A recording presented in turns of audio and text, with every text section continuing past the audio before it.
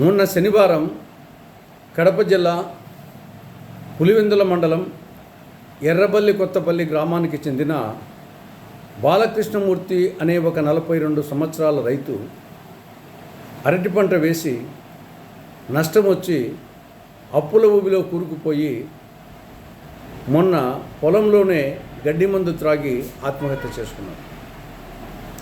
అదేవిధంగా నిన్న జమ్మలమడుగు నియోజకవర్గం మైలవరం మండలం తొర్రివేముల గ్రామానికి చెందిన ఆవుల చిన్న వెంకట్రామరెడ్డి అనే ఒక రైతు, ఆయన కూడా పంటలు వేసి నష్టం వచ్చి అప్పుల ఊబిలో కూరుకుపోయి నిన్న జమ్మలమడుగు పట్టణంలో పురుగు మందు తాగి ఆత్మహత్య చేసుకున్నాడు.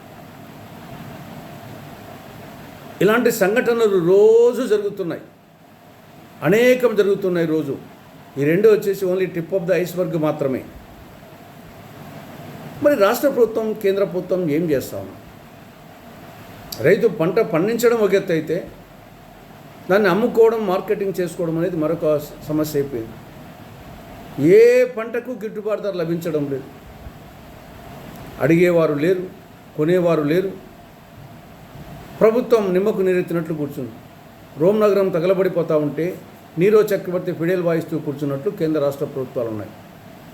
పేరుకే ఎంఎస్పి, అది కూడా కొన్ని పంటలకు. ఆ ప్రకటించిన పంటలకు కూడా ప్రభుత్వము ఎంఎస్పి ప్రకటించడం మాత్రమే తప్ప కొనుగోలు కేంద్రాలు తెరిచింది లేదు, రైతుల వద్ద నుండి కొనింది లేదు, రైతులను ఆదుకునింది లేదు.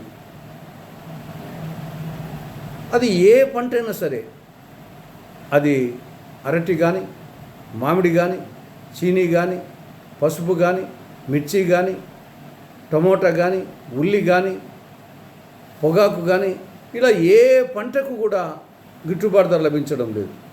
ప్రభుత్వం జోక్యం చేసుకోవడం లేదు. మరొక వైపు చూస్తామా, పంటల బీమా పథకం అది పేరుకు మాత్రమే అమలు కావడం లేదు. ఇన్పుట్ సబ్సిడీ సకాలంలో అందడం లేదు. డ్రిప్ ఇరిగేషన్ చూస్తామా, పేరుకు మాత్రమే.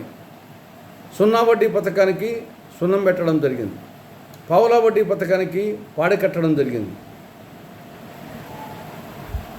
రైతులు రుణగ్రస్తులు అయిపోయారు. 2008లో ఆనాడు కేంద్రంలోని కాంగ్రెస్ ప్రభుత్వం రుణమాఫీ చేసి రైతులను ఆదుకోవడం జరిగింది. 18 సంవత్సరాలుగా రుణమాఫీ అమలు చేయడం లేదు.